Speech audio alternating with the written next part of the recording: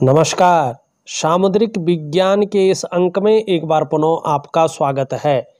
दोस्तों, मैं हूं भास्करानंद डोभाल और आप देख रहे हैं हस्तरेखा का ये अंक, सामुद्रिक विज्ञान का ये अंक अपने ही पसंदीदा यूट्यूब के चैनल गो ब्लॉग्स में। एक सुंदर सी मेल हथेली, आप पुरुष जातक हैं और आपकी रियल हथेली मेरे सामने विवेचना के लिए आई हुई है। हथेली का अगर हम आकार देखते हैं तो हथेली का आकार एकदम से आयताकार है। उच्च श्रेणी की हथेलियों में, उच्च कोटि की हथेलियों में एक हथेली आपकी है।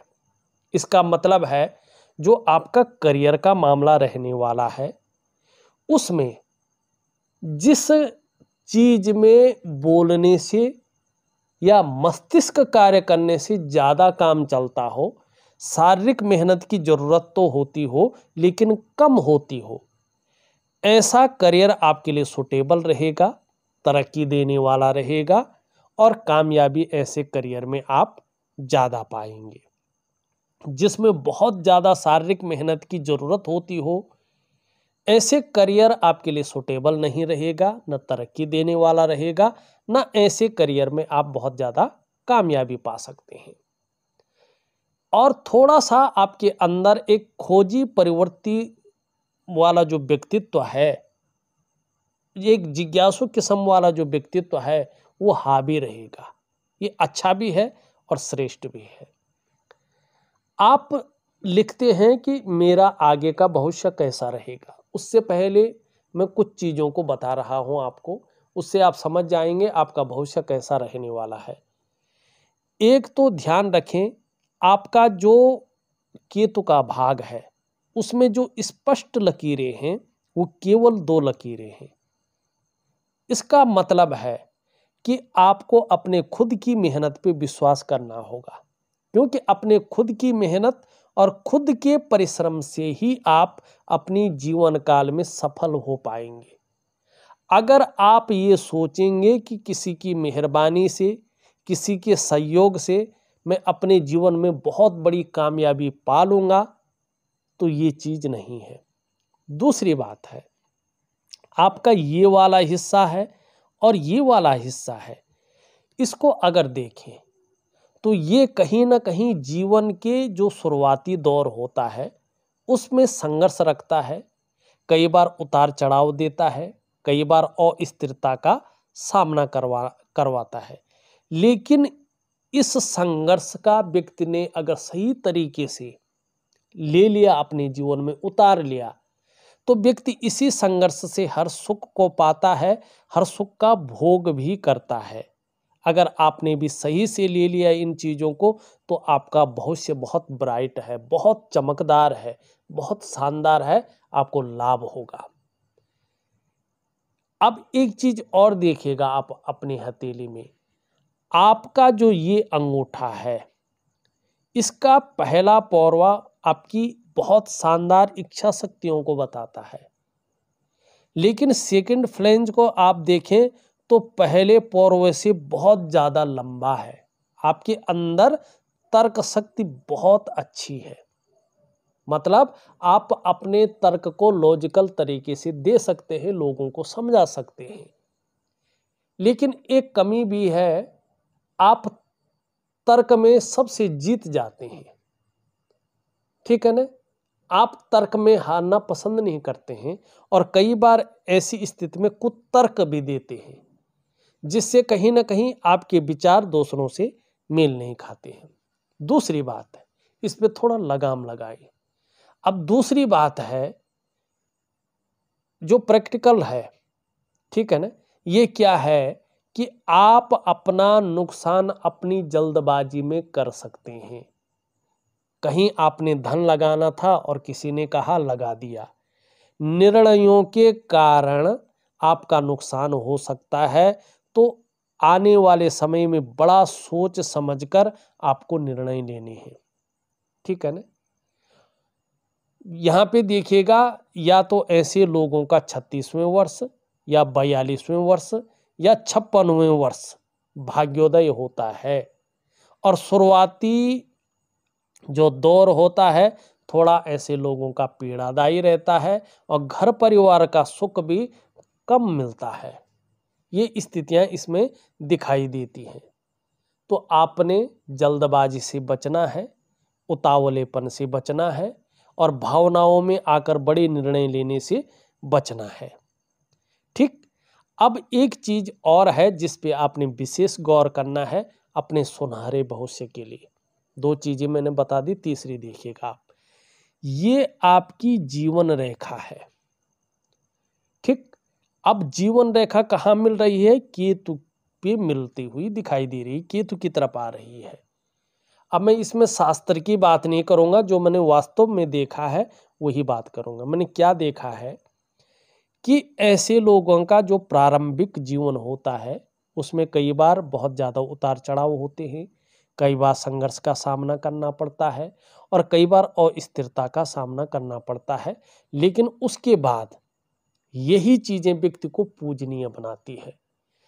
दूसरी बात, ऐसे लोगों का जो बहुत बड़ी तरक्की ऐसे लोग पाते हैं अपने जन्म स्थान से बाहर पाते हैं। जन्म स्थान में रहकर ऐसे लोग बहुत बड़ी कामयाबी, बहुत बड़ी तरक्की नहीं पाते हैं। लेकिन सबसे बड़ी बात क्या है, ये रेखा बहुत अच्छी भी है क्योंकि केतु से मिल रही है। केतु क्या है? निर्वाण का कारक है। केतु को ज्योतिष में जो है सबसे ज्यादा महत्व दिया गया है क्योंकि ये मोक्ष को दिखाता है। तो ऐसे लोग ऐसे कर्म करते हैं जो एक सिद्ध पुरुष की तरह व्यक्ति को श्री हरि के चरणों में समर्पित करता है। ऐसे लोगों का जो अंतिम समय होता है, ऐसे लोगों के प्राण ब्रह्मरंध्र से, एक श्रेष्ठ साधकों की तरह ब्रह्मरंध्र से 9 द्वार होते हैं और 9 द्वारों में जो जैसा कर्म करता है ना, जीवन के अंत में उसके प्राण उस द्वार से निकलते हैं। ठीक है ना? और आप समझ रहे हैं द्वार कौन कौन से हैं, बताने की जरूरत नहीं है। लेकिन जो हमारे तालुका के ऊपर जहाँ पे हम चोटी बांधते हैं ना, उसको ब्रह्मरंध्र कहा जाता है। तो वो भगवान सिखा रखते हैं, तो वो ब्रह्मांड है भैया। जो सिद्ध पुरुष होते हैं, जो ऐसे होते हैं श्रेष्ठ कर्म करने वाले, अंत में उनकी गति सिद्ध पुरुष की तरफ मोक्ष की ओर जाती है। ब्रह्मरंध्र से वो अपने लोक को जाते हैं। तो ये आपकी बहुत अच्छी है। अब यहाँ पे इसकी बात हम बाद में करेंगे, कर लिया हमने जो भी बात थी। लेकिन आपके मस्तिष्क रेखा यहाँ से शुरू ना हो करके आप देखेंगे बहुत नीचे से शुरू हो रही है और इस प्रकार से है। ध्यान से देखिएगा, इस प्रकार से है। ठीक है ना? रेखा सही है, कमी नहीं है। लेकिन क्या है, ये बता रहा है कि कहीं ना कहीं आप दूसरों की बातों में बहुत ज़्यादा आ सकते हैं। दूसरों ने जो अपने दिमाग से निर्णय ले लिया वो आपको बहुत ज़्यादा भा सकता है और उसी निर्णय पे आप काम कर सकते हैं। ये नहीं करना है आपने। अगर सही भविष्य चाहिए आपको, अपनी खुद की स्वतंत्र विचारधारा जो है उसको डेवलपमेंट करनी है। दूसरों के बातों में नहीं आना है। दूसरों का निर्णय, दूसरों के दिमाग का निर्णय कितना भी अच्छा हो, परिवार को छोड़कर बाहर का कितना भी अच्छा हो, उस पे 4 बार विचार करना है, तब जाके इन चीज़ों की ओर आपने बढ़ना है। ठीक है ना? दूसरी बात है, योगा है, प्राणायाम है, आपने जरूर करना है। क्योंकि अगर इसी तरह से रहा और एक से ज़्यादा स्रोतों से जो अर्थोपार्जन का प्रयास आपके द्वारा है उसको एक सही बेस में लेके करना है, नहीं तो डिप्रेशन की स्थिति आ सकती है और वो थोड़ा सा आपके कामों को गलत स्थिति में ले जा सकते हैं। अब यहाँ पे अगर हम देखें, ये आपकी हृदय की रेखा है जो देवगुरु बृहस्पति से मिल रही है। ये बहुत अच्छा है। कहीं ना कहीं आप अंदरूनी तरीके से सबके लिए सोचने वाले व्यक्ति हैं। आपके पास एक अच्छी नॉलेज है, एक अच्छी बुद्धि है आपके पास, एक तेजस्वी व्यक्तित्व भी आपके अंदर कहीं ना कहीं है और प्रेम के मामले में भी आप श्रेष्ठ हैं। आप जिसको भी प्रेम करते हैं, जताते हैं, नहीं जताते हैं वो अलग बात है, लेकिन आप हृदय की गहराई से प्रेम करते हैं। अंत तक निभाने वाला व्यक्तित्व आपका है, लेकिन आप स्वाभिमानी भी बहुत ज्यादा हैं, ठीक है ना। और कई बार स्वाभिमान के कारण जो है अभिमान का पुट भी आपके अंदर आता है। वैसे निर्मल हृदय का व्यक्तित्व आपका है। अब यहाँ पे देखेंगे धीरे धीरे एक रेखा यहाँ से आ रही है निम्न मंगल से, और बृहस्पति का जो पर्वत है वो नीचे की तरफ झुक रहा है। ये जो इंगित करता है ये अच्छा इंगित नहीं करता है। बृहस्पति जब शनि की तरफ झुकता है तो परिवार को लेकर चिंताएं बढ़ाता है, ठीक है ना। और जब मंगल से एक रेखा हृदय रेखा पे आती है तो दाम्पत्य जीवन का जो चरम सुख का भोग है उसके बीच में परिस्थितियां खड़ी हो जाती हैं और व्यक्ति उस चरम सुख का भोग नहीं कर पाता है। ये इन चीजों को दिखाता है। एक बात और है, करियर और धन की रेखा आपकी स्पष्ट नहीं है, कहीं ना कहीं या तो रेखाओं से कट रही है या धूमिल हो रही है। और इसका मतलब है जो आपका करियर का मामला है, जो आपका धन का मामला है, जिस प्रकार से उसमें स्टेबिलिटी पूरी तरह से होनी चाहिए थी, स्थायित्व तो होना चाहिए था, उसमें कमी है। अब आपको क्या करना है देखिएगा, इन सब चीज़ों को ठीक करने के लिए जो जो चीज़ें मैंने बताई उन चीज़ों का ध्यान रखना है आपने। एक सबसे पहला वो ये करना है। दूसरी बात है, आपको मैं एक दिव्य सूर्य क्रिया दे रहा हूं, उसको वास्तव में आपको करना ही करना है, चाहे आप किसी भी प्रकार से करें, ठीक। दूसरा मैं आपको एक दिव्य योग ध्यान क्रिया दे रहा हूं, उसको भी जरूर करें आप। ये दो क्रियाएं आपको करनी ही करनी है, अपने जीवन का एक हिस्सा बनाइएगा, इसको करिएगा, आपको बहुत ज़्यादा लाभ होगा, ठीक। अब आप लिखते हैं शेयर मार्केट में इन्वेस्टमेंट में लाभ होगा या नहीं। अब अभी की सिचुएशन देख लीजिएगा, यहाँ पे ये आपका जो शनि का पर्वत है, इस शनि के पर्वत में देखिएगा कि एक रेखा इधर आ रही है, एक रेखा इधर आ रही है और शनि को वक्री बना रही है, ठीक। जब शनि की वक्री अवस्था है और करियर और धन की रेखा को छोटी छोटी गौण रेखाएं काट रही है, तो ऐसे में आपको बड़ा रिस्क नहीं लेना है। अगर आपने बड़ा रिस्क ले लिया तो आपका धन हानि हो सकता है और जिसके कारण कर्जे की स्थिति आ सकती है। तो उतना ही बड़ा रिस्क लें जितना आप हानि होने पे पचा भी सके, क्योंकि अभी इसमें बहुत बड़ा लाभ नहीं दिखाई दे रहा है। अब आप लिखते हैं परिवार में एक दूसरे की विचारधारा किसी से मिलती नहीं है।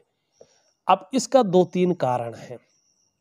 एक कारण आपका शुक्र के है और दूसरा कारण आपकी मस्तिष्क रेखा का है स्पष्ट तरीके से। तीसरा कारण आपका जो शनि के वक्री होने का है और चौथा और बड़ा कारण आप ध्यान से देखिएगा, आपकी हथेली में इस प्रकार की राहु की स्थिति है और साथ में नेगेटिव ऊर्जा की स्थिति है।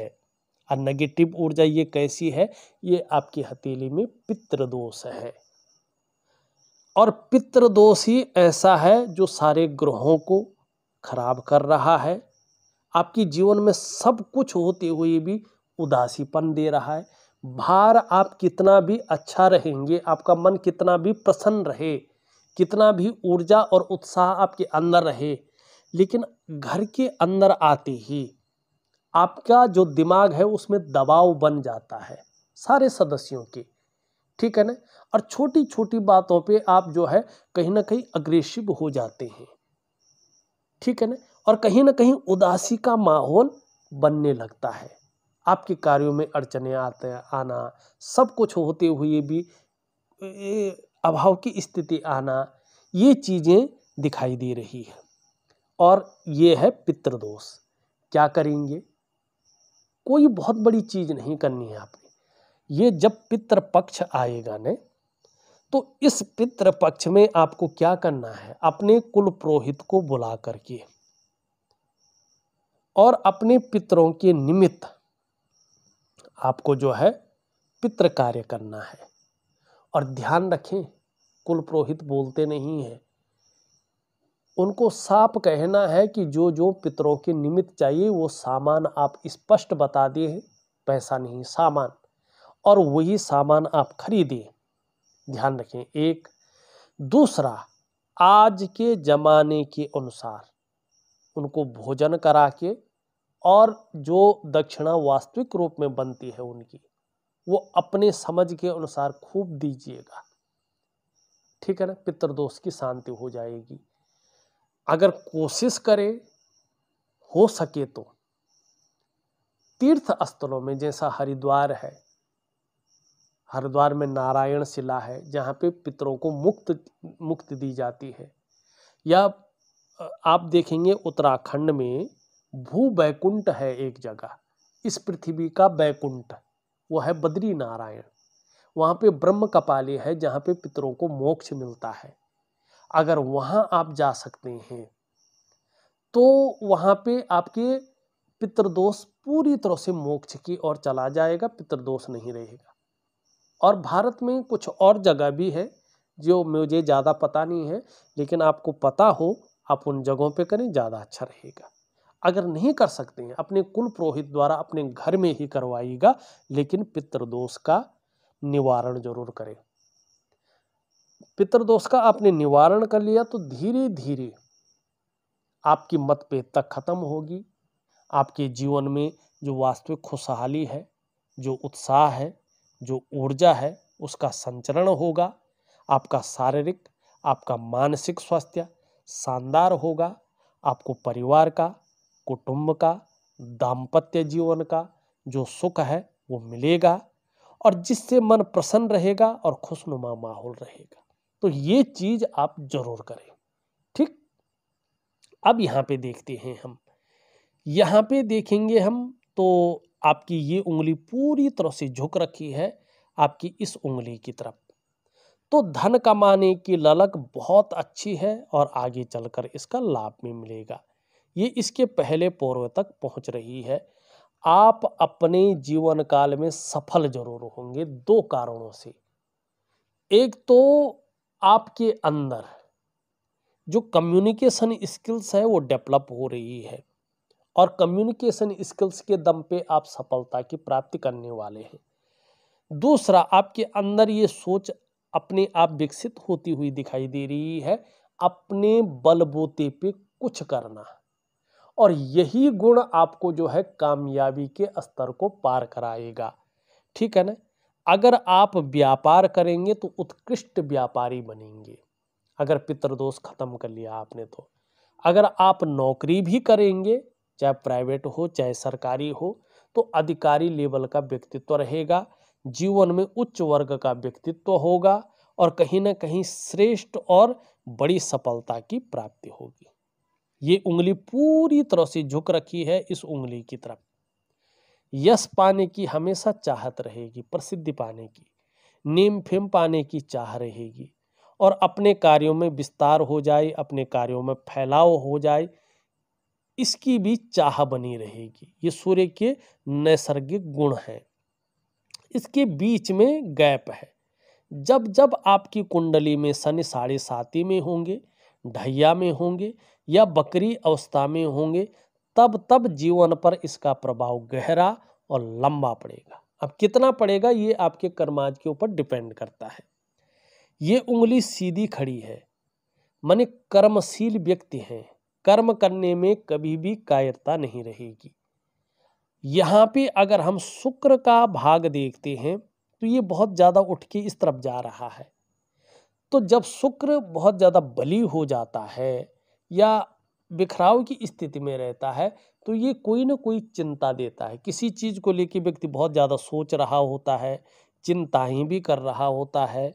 बहुत ज़्यादा मेहनत परिश्रम करने के बाद भी जो व्यक्ति की दृष्टि से देखें तो पूर्णता की प्राप्ति नहीं होती है। लाख प्रयास करने पर, सारे प्रयत्न करने पर भी कहीं ना कहीं जो वास्तविक सुख होता है उसकी अनुभूति नहीं होती है। दूसरी बात है परिवार को लेके, कुटुंब को लेके, क्योंकि मैरिटल लाइफ का मालिक है, तो दाम्पत्य जीवन को लेके जो चरम सुख का भोग है, सुख की जो आभास होना चाहिए था, सुख नहीं मिल पाता है, ये इस चीज को दिखाता है। ठीक है ना, इन सब का उपाय दे रहा हूं मैं। आपका निम्न मंगल देखें, आपका उच्च मंगल देखें, दोनों बहुत अच्छा है। ये बहुत अच्छी चीज आपके अंदर है, मानी आपके अंदर पराक्रम बहुत अच्छा रहने वाला है, एनर्जेटिक स्वभाव रहने वाला है। जो कोई भी आपसे मिलेगा वो कंफर्टेबल फील करेगा और जीवन में कैसी भी परिस्थिति हो हार न मानने वाला व्यक्तित्व रहेगा। जूझते रहेंगे चाहे जैसा भी हो, और कहीं ना कहीं मन के अंदर ये होगा कि हर चीज का सॉल्यूशन होता है, मैं सॉल्यूशन निकाल के ही रहूंगा। ये स्थितियां ये बता रहा है। गुरु थोड़ा शनि की तरफ देख रहा है तो चिंताएं तो नॉर्मल सी बात है। बकरी भी है ये, तो थोड़ा संभल के चलना बहुत जरूरी है। कहीं ना कहीं ये आपको धोखा दिला सकता है, पैसे में फंसा सकता है, कर्जे में डाल सकता है, तो थोड़ा सा संभल के आपको चलना होगा। या बेवजह की चिंताएं दे सकता है, ऐसी वजहें पैदा कर सकता है जो जीवन में थोड़ा तनाव दे, परेशानियों को दे। तो शनि का उपाय भी दे रहा हूं मैं आपको, ये बहुत जरूरी है। सूर्य की स्थिति देखें तो धीरे धीरे सूर्य डेवलप हो रहा है।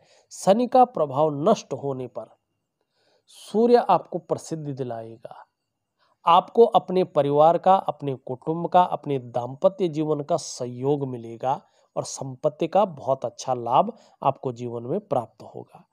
ये आपकी जीवन में सबसे अच्छा बुद्ध है। वाणी बहुत अच्छी रहेगी और कहीं ना कहीं इसका लाभ आपको जीवन में अच्छा मिलेगा। चंद्रमा भी धीरे धीरे अच्छी स्थिति में आ रहा है, आगे चलकर ये मन को मजबूती देगा, कॉन्फिडेंस लेवल बहुत अच्छा रहने वाला है और कहीं ना कहीं शरीर का हार्मोनल सिस्टम भी जीवन में बहुत अच्छा रहेगा, क्रिएटिव रहेंगे और आगे चलकर सकारात्मक सोच रहेगी, छल कपट से दूर रहेंगे। देखा जाए तो मैंने आपकी हथेली का पूरा विश्लेषण करके आपको बता दिया है। उपाय विधिवत तरीके से लिख करके ऑडियो के माध्यम से भेज रहा हूं, करने की कोशिश करें, निश्चित रूप से आपको लाभ होगा। इस वीडियो में बस इतना ही। एक नई वीडियो के साथ पुनः उपस्थित होऊंगा, तब तक के लिए नमस्कार।